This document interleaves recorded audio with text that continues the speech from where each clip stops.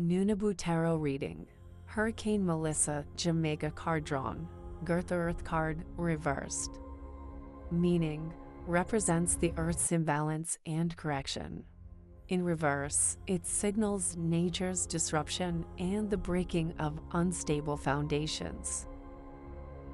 Message: the hurricane reflects Earth's response to imbalance, a cleansing force demanding renewal and order.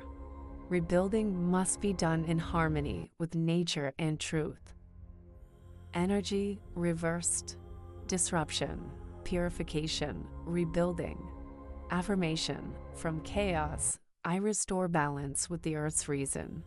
To everyone affected by Hurricane Melissa, may you find strength, safety, and healing as you rebuild what was lost. To purchase this tarot deck, visit find9news.com.